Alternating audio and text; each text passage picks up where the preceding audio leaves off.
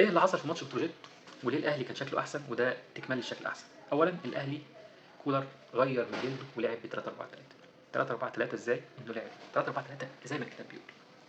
ليبرو اللي هو رامي ربيعه اللي هو بيعرف يلعبها، مساك يمين اصله باك يمين، مساك شمال اصله باك شمال الهاني والعش. باك وينج رايت يمين قدره هجوميه كبيره زي حسين الشحات، وكذلك كريم الدبيس على الناحيه الشمال. 2 6 بيعرفوا يعملوا الكره الطويله كويس اللي هم السوليه ومروان عطيه. وثلاثه هجوم بقى سموا زي ما انت عايز، اعملهم جناحين ومهاجم، اعملهم 2 10 ومهاجم زي ما عمل قفشه وامام عاشور مع جراتسون. فالشكل كان أجمل. الخطه دي اديتك اولا ناحيه دفاعيه اقوى لان شغل 2 قسمته على 3، في نفس الوقت عندك تحولات كتير قوي. يعني انت ممكن تخلي محمد هاني يخش باك رايت، كريم دبيس يرجع باك ليفت، قلبتها تاني 4-4-2 او 4-5-1. ممكن نفس القصه مصطفى العش يخش باك شمال، كريم الدبيس طلع جناح، اذا قلبتها نفس القصه الناحيه الثانيه، عندك تحولات جوه الملعب. حتى ممكن تخلي 2 يروح مروان عطيه يسقط تاني جنب رامي ربيعه، فبالتالي انت عندك تحولات كتيره جدا جدا جدا. اهم الميزات اللي كانت موجوده في الماتش انه فاتح الملعب، يعني كولر دايما كان وافي للقلب، دلوقتي بقى بيلعب ويفتح على الطرفين، كور بتيجي من على اليمين والشمال. الكرة دي بالذات بقى كان نفسي كريم الدبيس، لما شفت الكرة دي كان نفسي كريم الدبيس يعملها زي ما عملها في الماتش بتاع افريقيا. مجهود جامد قوي من مصطفى العيش الصراحه عشان امام عاشور يجيب جون حلو، والصراحه ما شفتهاش غير كده، فكرني بعم الناس. الكرة دي طبعا مش عارف ازاي مش ضربة جزاء، انا جبت لك بالتصوير البطيء، يعني ما فيش لعب، اي لعب على الكرة دي المفروض ضربة جزاء. غلطة من مصطفى العش لان لسه قدامه شوية، محتاج خبرات.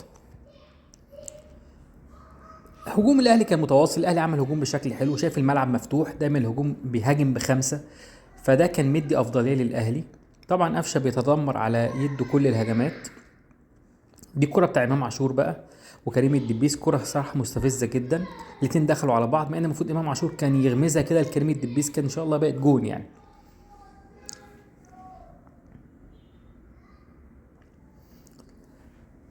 كريم الدبيس اوفراته حلوه قوي، انا معجب جدا بلعب كريم الدبيس في الشوط الثاني. هجوم من بتروجيت متواصل بشكل كبير جدا، يعني كذا مره كانوا هيجيبوا جون. هو دلوقتي خاف من بتروجيت، ما ابتدوا يهجموا ابتدى قال لك لا انا بص مش هغامر، هلعب بخطه واضحه. هتعمل ايه؟ راح شايل حسين الشحات، نزل محمد عبد الله، محمد هاني يخش باك رايت، والخطه هتتلعب 4-3-3 عادي جدا. فكان لازم ينزل كريم نيدفيد لان ساعتها انت محتاج لعيب 8 بوكس تو بوكس، وهو شايف ان كريم نيدفيد هو بوكس تو بوكس. بقى مش هرد مش هتكلم، هو شايف ان كريم نيدفيد بوكس تو بوكس، فهو ده عمل التغيير دي عشان الحته دي كلها. الشكل الهجومي الاهلي اتطور، دي محمد عبد الله، بص بقى انا عايزك تبص جراديسارو بيتحرك بدون كوره عامل ازاي، واقف في المكان اللي عارف ان الكوره هتجيله فيه يحطها جون ومركز.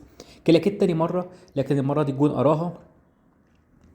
هجوم متواصل من الاهلي، ودي راس شومه من جراديسار، هي اوفسايد طبعا، لكن راسه بيقول لك انه متميز جدا في ضربات الراس.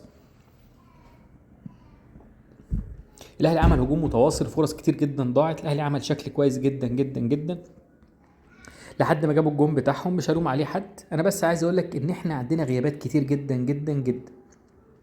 انا بس عايز اقول لك كلمه اخيره، خطة 3-4-3 لو الاهلي كمل عليها ان شاء الله هيبقى ليه شكل كويس، اهم حاجه بس التنوع، وكويس ان هو نوع في الخطه جوه الماتش عشان الدنيا تمشي.